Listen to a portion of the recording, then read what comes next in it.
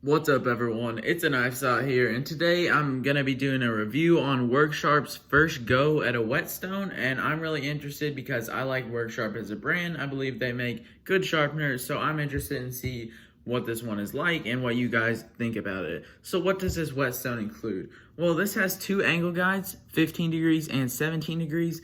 Now, I don't think the angle guides are very useful because when I sharpen a knife, I basically just find the factory angle, what it comes at. If the factory angle is very, very bad, yes, you can use these, but still I'd probably just do my own thing. And I honestly just don't think these angle guides are very useful, but if you are more of a beginner and these are good for you, that may be a reason for wanting to buy this. And this also includes, obviously, the stone. This is a 1K, 6K stone on both sides.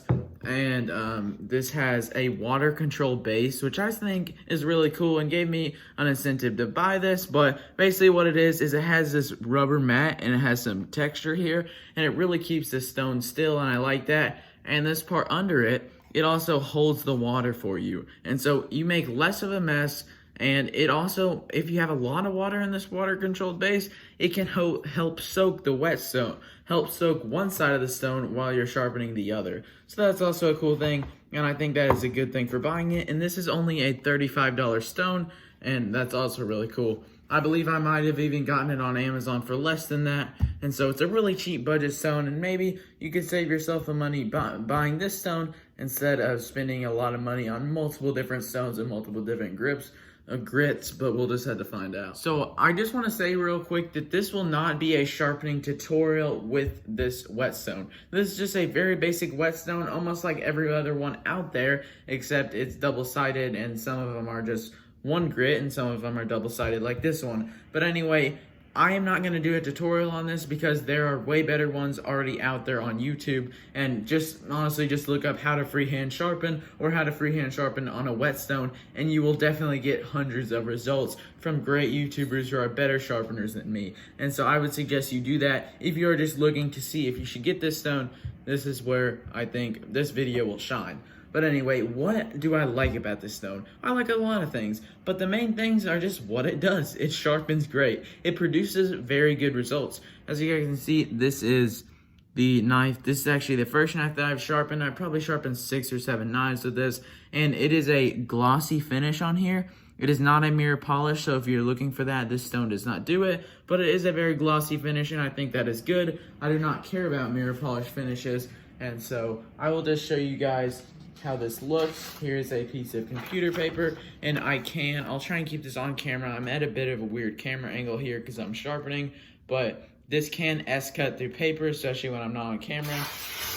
But as you guys can see there, it did a very nice cut like that, and it's really one of my only knives that can do that. While this is a kitchen knife and is very thin behind the edge, it is still very sharp, and this system obviously produces great results. Here's a piece of phone book paper, and as you can see, it just,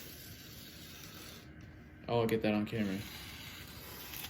Let me do that one more time on camera. It just glides through it.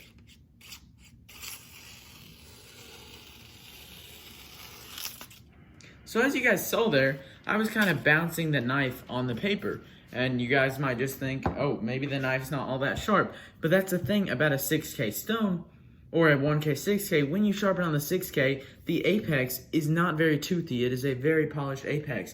So going on to the things I don't like about this stone, it is not very good for pocket knives. If you're sharpening a pocket knife with this stone, I would say hit it up on the 1K and either be done with that, or hit it up on the 1K and then onto a strop. That's what I usually do. But if you don't have a strop, just do it on the 1K. Do not bring it to the 6K because it will not function good as a pocket knife, things you do with a pocket knife.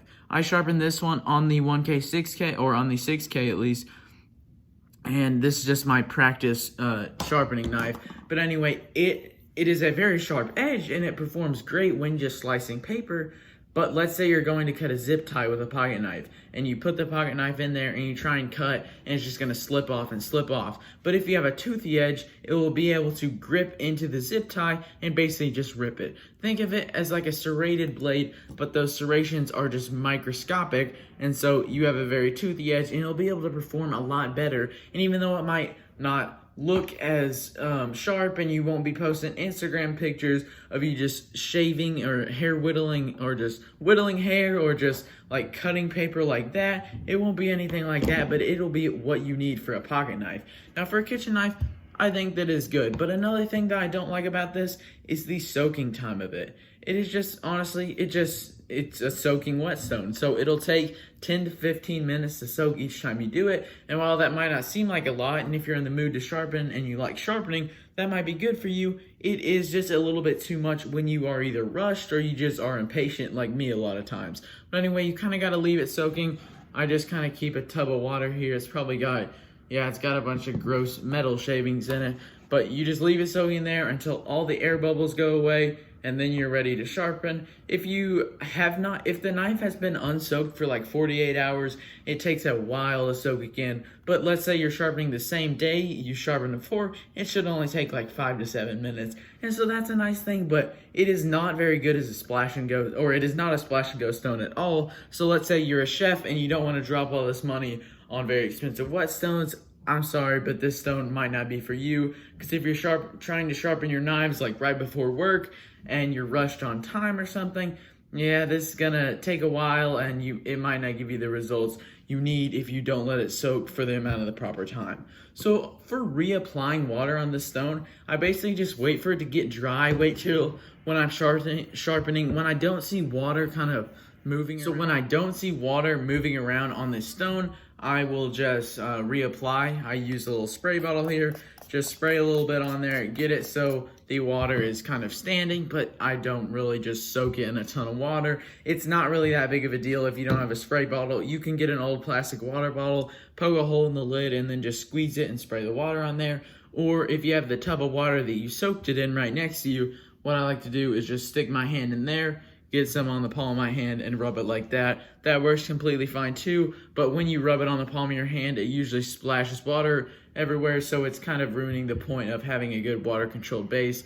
But in holding water in that way, it still makes kind of a mess, but it's really not that big of a deal how you reapply water onto it. So basically, the things that I like about this stone is, like I said before, it gets good results and it gives a glossy finish, and that's really what you want in a sharpening stone. Obviously, what you want from a sharpening product is you want your knives to get sharp, and they do with this, and that is a great thing. And the little nitpicks that I don't like, the soaking time, it's a little bit too much. If your job requires you to sharpen your knives and you need to be efficient with it, waiting 10 to 15 minutes could be unacceptable for you. If you have free time on your hands like me and nothing else to do, it's fine. But another thing I don't like is the cutting ability of the 1K side is just a little bit too slow for me, even though it might just be because I'm used to diamond stone sharpenings and those form a burr in like 30 seconds, but you will be sharpening on the 1K stone for a while.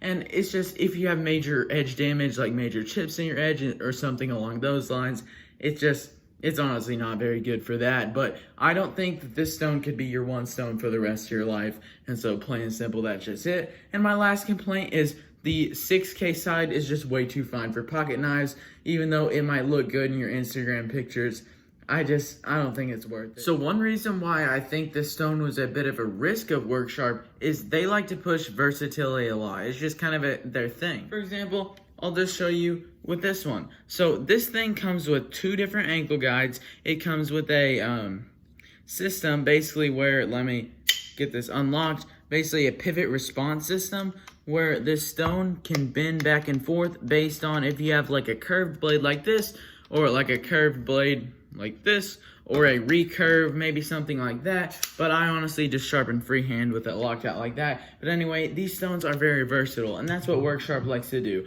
They like to, it's like, I feel like it's a challenge for them, and it's like anything that you have that could be dull but can get sharper, we want to make something that can sharpen that, but also sharpen your everyday things. For example, this ceramic rod that comes with the Worksharp GSS, it can sharpen fish hooks, it can sharpen serrations, it can do all this stuff, and I honestly don't need that stuff because I'm mostly sharpening pocket knives that look like this and just things of that such. But anyway, I think that this was really good for Worksharp. I feel like it was out of their comfort zone, and I think they did a great job with it. They still brought some other things in with the angle guides, with the water control base. I think that's a great innovation. I mean, it's already kind of out there with, I believe, some bridges that you put across your sink or whatever can hold water and also soak the stone and make it less messy. But anyway, I think that Worksharp did a great job producing this at a low price, and I would like to see where they go with in the future of this.